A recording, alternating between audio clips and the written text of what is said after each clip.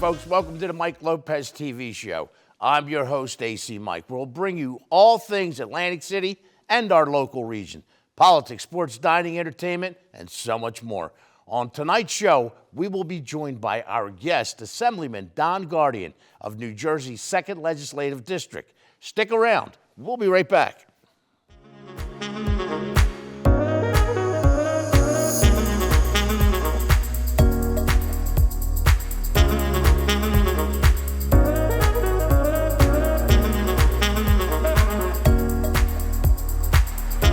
Welcome back to the show. We are here with Assemblyman Don Guardian of New Jersey's 2nd Legislative District. Don, welcome to the show, my friend. AC Mike, great to be back. Good to have you back here. Let's get into this right away. Cool. Listen, let's talk to our viewers. One of the things that I wanted to get into before we get into our first subject, which will be Atlantic City development, is a little bit about you. I know you've been on the show, whether it be here at Stockton University or as well as the radio show. Tell folks at home a little bit about yourself, please. So right now I'm an assemblyman for the state of New Jersey, representing most of Atlantic County. I've been doing this is my 4th year. I'm up for re-election in November. Love representing the constituents in South Jersey, along with our friends in Cape May and Ocean. We have a lot in common with issues along the shore, and certainly all the way back to the farming areas of our county. Before that, I was a business administrator in Toms River, New Jersey, and before that I was mayor of Atlantic City. And then, as you know, because we worked together for 18 years, 20 years, I was with the Special Improvement District, and before that I was an executive with the Claridge Casino, and before that I was a Boy Scout executive director. So lots of changes. I call them, a book, and those are the different chapters. Love it. Listen, Don, one of the best jobs that I've ever had was working with you and the Special Improvement Division, as well as the Ambassador Program as a supervisor. Gave me an opportunity to see the city in a way that I haven't seen it, when it came to clean, safe, that sort of thing as well. One of the things when I remember I first met you was during the LEAD Act. And I shared this with you years ago. And you came in and you addressed the guys and gals, myself included, about 20 of us, in the LEAD Act, Lead Atlantic City Till Tomorrow. It was a leadership program, 10 months, with Stockton University, by the way, and the CRDA.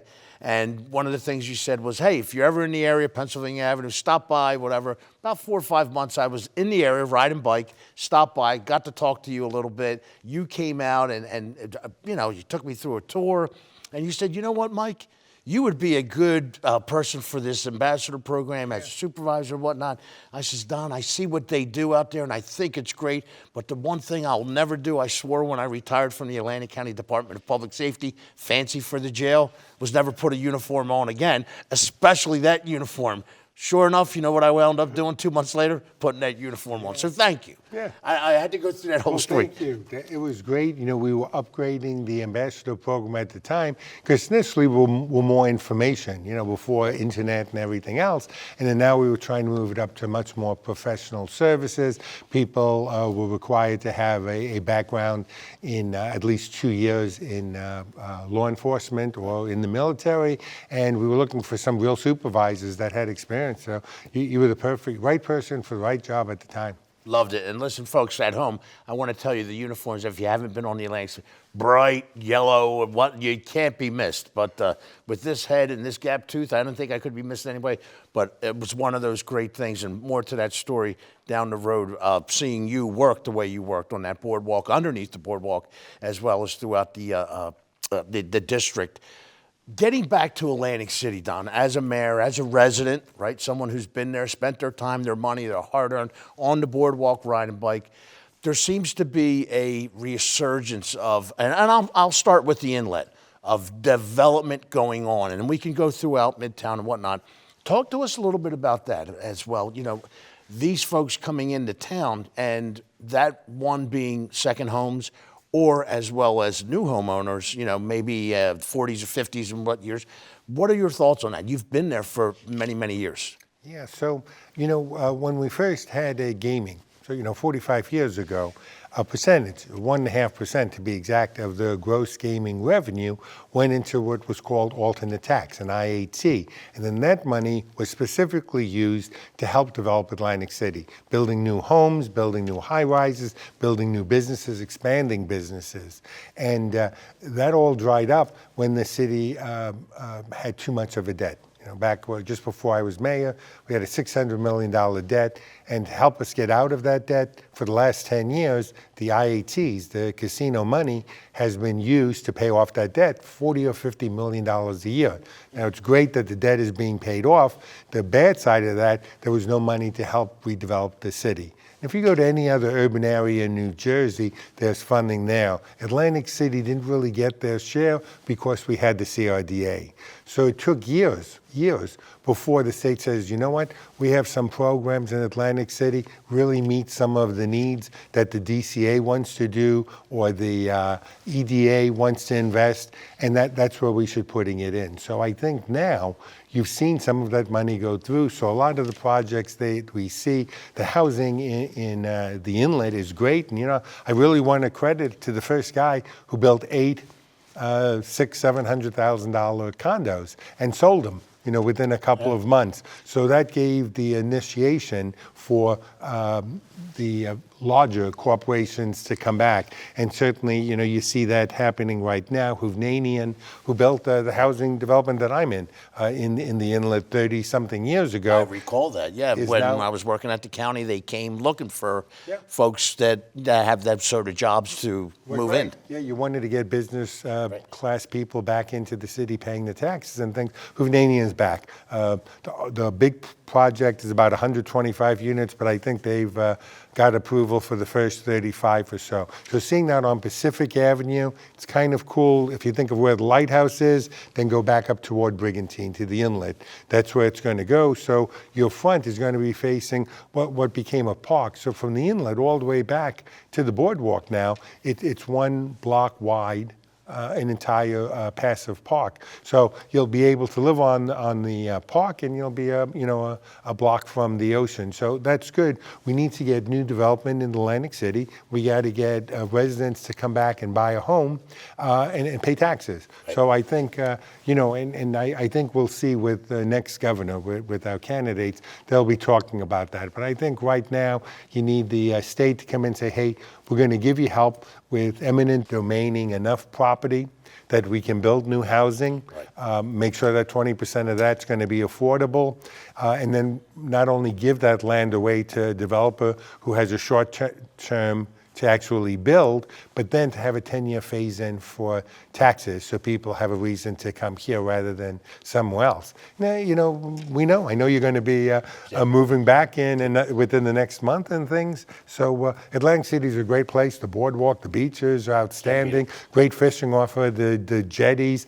Back Bay, a lot of fun. And, you're only a few blocks away from all the action. That's right. In the center of the city. And whether it's action or the shows and whatnot, one of the things you mentioned too was that builder, the 8 units. Give him a shout out, Keith Groth. Yeah. I mean, did a great job. So this is a local kid, maybe 30 or 40. He's a kid to us. Right. But he took a chance. I mean, he didn't come out looking for money. He put his own money up and things like that, and made the development possible by agreeing to live there. So, when you go find a developer, and he already bought one of the units, going to make that his primary residence, that means this has got to be something good about that. And they're beautiful units, 4 and 5 bedrooms, again, right on the park there. And I think you'll see him continue that development himself, but I think you'll see some of the big projects. So Caspian Avenue is, people remember it either where the trolley used to end or as a department store, but it's been vacant for 40 years, 45 years,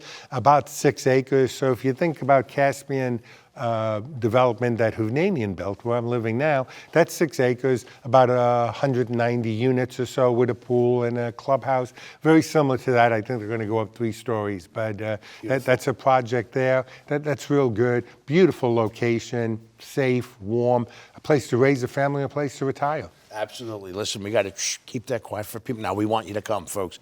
Listen, going down beach a little bit, Atlantic Club, there's some news popping about that. And So it's really great news. So, unfortunately, people like to just bulldoze and build new, and that's good when you have to. But it's also Made nice. a song about that. Tore down a house, a bit of parking lot. Go ahead. Yeah. You don't I need to used to say it was the opposite when I was with the Sid. We tore up the parking lot and built a park.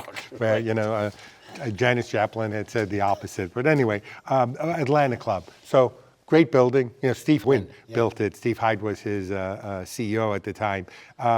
They built it. It's well built. Couldn't make it as a casino for a number of different reasons, but has good bones, meaning structurally sound. So you got a developer now.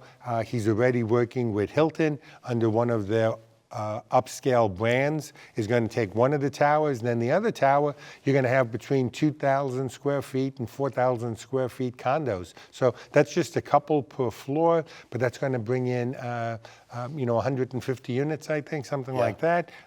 It's going to be taxes for the city. It's going to be bringing in people that are going to be dining, walking the boardwalk, bicycling. It's everything that we need. So whether they come here as a second home or they come here and realize it's kind of a cool place to live as your primary home, work out of the house or somewhere else and stuff like that. So that's a great development going down there. Evidently, there were some issues with being able to build it in a timely manner. The state stepped in, and they're going to provide whatever they need to make sure the building moves on. And I think Rocco, the owner, is going to be moving on. He's promised it. He's putting his money where his mouth is and stuff like that. So we're very excited about that. And that's right next to Stockton's campus. Well, that's what I was just going to touch, right next to my home as well for 15 years at the Ocean Club, and love the news and that sort of to be part.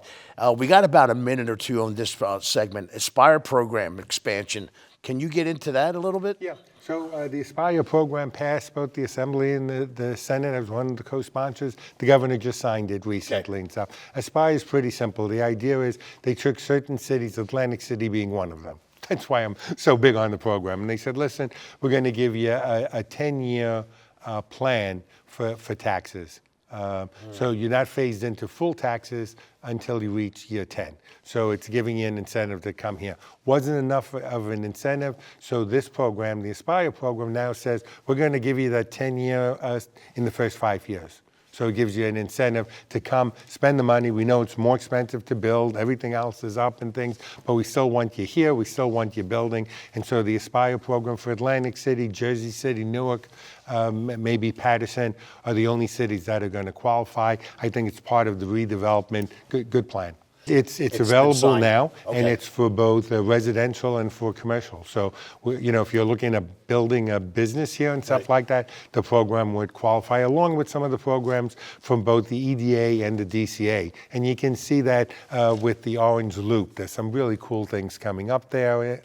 Redevelopment of the old Knights of Columbus Hotel there, and then the whole idea of using cargoes, containers. Love it. For development, lots of parking. It's just going to add to that kind of cool feel that Tennessee Avenue has developed. That back and forth where folks are going to different venues, drinking, eating, and having a good time. Our friend Mark Colazzo. Listen, folks, we're going to be right back with Assemblyman Don Guardian, so stay right where you're at. So much more to talk about. We'll be right back.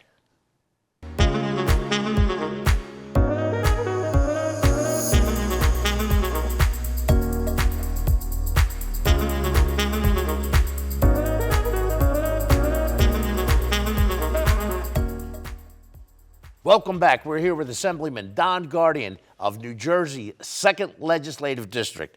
Don, listen, let's jump right into this. COLA. It's been going around, the whispers, the comments, the rumors. What's the deal with COLA? Cost of living adjustment. What happened is back in 2011, the then governor, not this governor, the governor before him, had some financial problems budgeting. And so he decided to not offer the cost of living adjustment for people that work for the state, the city, the municipalities, and things like that. So 2011 never was brought back. It was supposed to be for a year or two. So from 2011 to 2024, you have a 42% increase because of inflation, but they're still living at the rate that they got back in 2011. For a policeman or fireman, if that's their only job, they don't get to collect Social Security. So there's no Social Security. This is it. Their pension here, and they're living at 2011 raise just not fair.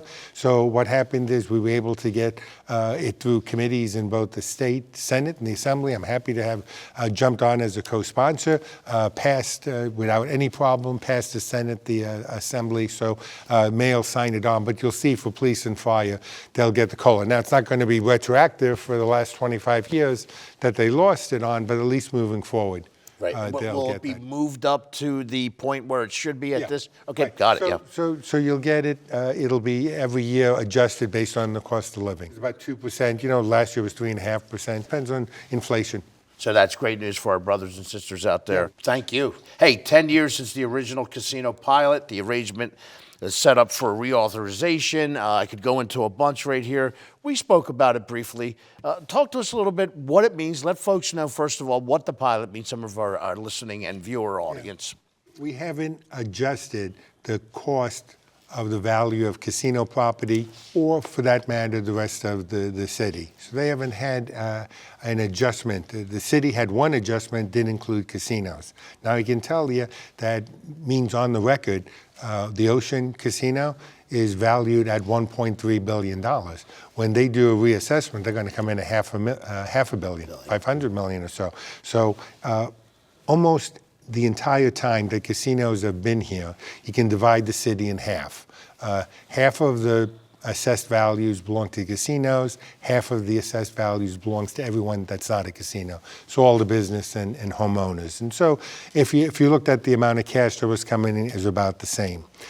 With all the fights and a real bad reevaluation that happened before I was mayor, casinos filed tax appeals, and everybody in the city filed tax appeals too. When I say everybody, there's only 12,500 property tax owners, and there was 13,000 property tax files. So it means everyone averaged 2 tax appeals that they won. That wasn't a casino. The point is, you couldn't go on like this. We lost 85% of the value of the city. The city was, for all intents and purposes, bankrupt. So what happened is the pilot came in, the casino says, look, we just don't want the city coming in and telling us, in 3 years that our property is worth 3 times what it's worth. We want some consistency. So how about we agree to what we paid in 2013 for the next 10 years. If our gross gaming revenue goes up more than $200 million, we increase our amount to the city by $10 million. If it goes down $200 million, it gets cut $10 million. Now, back then, I can tell you, in the closed-door sessions that we had, we said, we can't lose any more casinos. We lost 4. Let's keep them alive until internet and sports gaming comes along, and there'll be another a bit of revenue for them. Casinos at the time, no one was jumping and thinking that internet or sports gaming was going to be as successful as it is now, which is 50% of the income that's coming in. Anyway, the pilot was established. It runs out in 2026. So you either go back to having them pay taxes or you go back to a pilot. But what my concern is, it's not just a pilot we're looking at. So the pilot, depending on the year, looking at the last 10 years and stuff, it's about $40 or $50 million a year. But besides that, the casinos also pay into the CRDA, and what we talked about as IATs, and that's $40 or $5 million or $50 million a year. That also goes to the city. It's dedicated only to paying off city debt. But nonetheless, instead of paying $50 million, casinos are paying $100 million. The idea was we were waiting for internet and sports gaming. But in 2021, the Assembly, the Senate, the governor said, hey, internet and sports gaming, those revenues should not be included for the city or for the county or for the city schools. Now, while they're saying that, you heard the lines that if they took the $50 million and paid the city and the county and the schools, that would close 4 casinos. But they didn't tell you at the time that the state was getting $100 million in taxes from internet and sports gaming. Last year, the state got $300 million. That didn't close any casinos, did it? And things. All we're asking for a fair share back. And Denny has been fighting for the county, and I'm all behind him and stuff. He should be fighting because the county property tax owners on getting their fair share, Atlantic City and Atlantic City schools on getting their fair share. So that's the second part. The other one is we also have money that has been dedicated to pay off bonds, to pay for what is now the walk coming into Atlantic City, all those businesses, and the convention center. Had a 30-year bond. That money is coming from the taxes that are collected on cars and the luxury tax and stuff. Both of those bonds should be paid off in the next 2 years. So we've got to see where that money goes. So we shouldn't get all happy with saying we demand $1 million, $5 million, $10 million more in the pilot and then lose out on the IATs. Now, some of the IATs needs to go back to CRDA so we can do the development that we need. Let's get businesses to build here, let's get people to build homes here, and let's help them along the way. So the pilot is, we want it to go forward. We want people in Atlantic County, property owners, and property owners in Atlantic City, and that's business and residents, to be getting their fair share, but we also want to have a healthy business that we call gaming. So we want to make sure gaming's ahead. You know, we see esports coming in soon, right, that we hope will help too, and that those esports, it's called a skin, that we hope only esports comes from the existing brick and mortar that's in Atlantic City and the 2 racetracks that are in New Jersey. So that's a big, that's long term where the income is going to come from. And I just want to tell you is the city gets a lot of money from the state. So the schools get $125 million a year. So if you cut that, you didn't get ahead and stuff. The city gets money through a program called CompTRA, which is Combined Municipal Tax Relief. And it also gets money from what's called the Energy Excise Tax. And then they get another program which is called Transitional Aid, which is all being used in Atlantic City. So we've got to look at the big picture, right, to make sure that the bottom line is the cash coming out is going to be better for us and the casinos are healthy. Definitely being healthy and also going into the future. I mean, we got to look beyond 5, 10 years and beyond. And so, you know, as a businessman, casinos are saying, you know, the best thing we can do is lay out what the next 10 years are so we can plan for our projections and stuff, because we don't want to spend another couple $100 million in the next 10 years on each of our properties if we think we can't control the amount of taxes that we're going to pay. Exactly. Listen, we're going to be talking more about that as we get into the season. It's a hot issue in the next year and a half. Definitely is, and we're going to be going to you for it. The BPU announced in February that it will be allowing Atlantic City Electric, ACE, to raise its rate 17% in June, an average increase $28 per taxpayer, residential type. You know, what can you do, Don? Share your thoughts on that. I mean, because I know we've talked about it before as well. So this is outrageous. First of all, the BPU just automatically approved this for Atlantic City Electric. They're going to do the same thing for JCP&L as well. So it's going to involve the whole state. But the BPU is appointed by the governor and things like that. Get rid of the whole BPU and stuff. That's number one. But that doesn't solve our problem. What I see it is long term. You know, we were so excited about offshore wind and all these other new type of technology that was going to give us energy, electricity and stuff, that we closed the nuclear plant that was in Forked River and we closed the coal plant that was in Upper Township and things. So you took 2 major producers of energy out, and then he said, oh, like, we don't have enough energy anymore. We always had enough energy. We sold it to the other 13 states that are in this pool. Now we have to buy it from them. And so the cost of that went up. In ACE's example, they were so proud that they put these new meters on a house that they said was going to be so much better. Millions of dollars. Now they're passing it on. So the bottom line is, you can't pass it on to the consumers. Consumers didn't do anything wrong. You had found $1 billion to give. That's right, would it be? When we were doing offshore wind, let's use that $1 billion in the budget of $55 billion a year budget and stuff and pay for this increase. It shouldn't be passed on to taxpayers.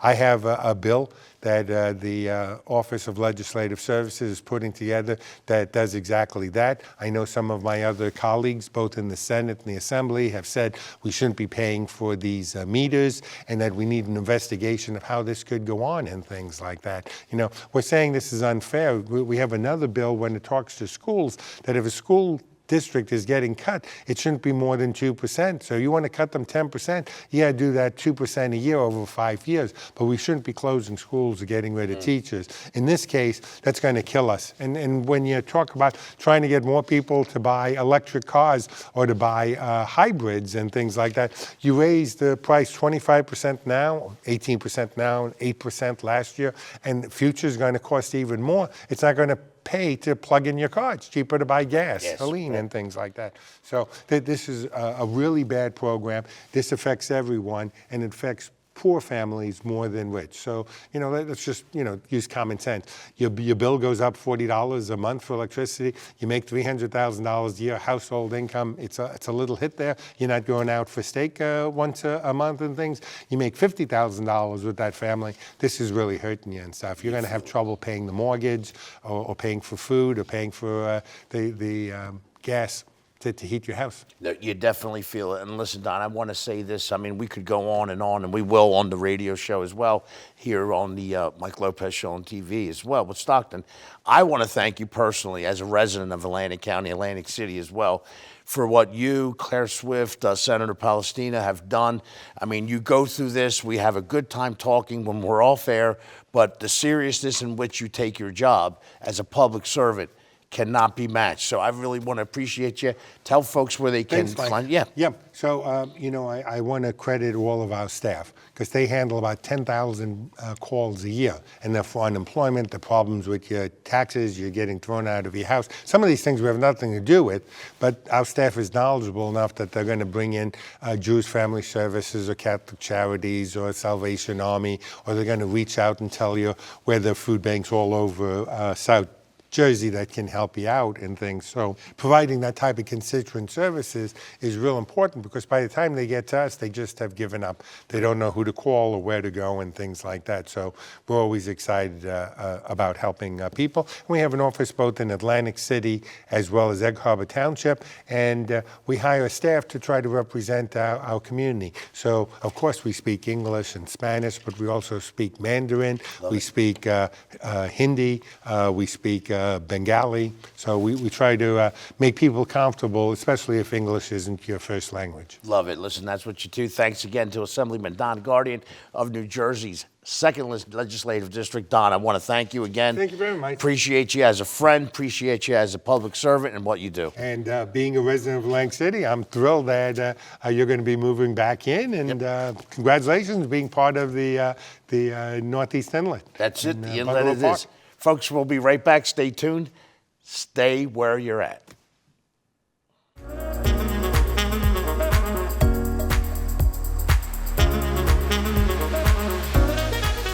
Hey, folks, it's our belief here at the Mike Lopez TV Show that you, the viewers and our guests, bring the show to life. Thanks to each and every one of you for joining us. To learn more about AC Mike, go to acmikeNJ.com. On Facebook, you can find me at ACMike, Mike Lopez, and LiveWorkPlayAC. On Instagram, you can go to ACMikeNJ.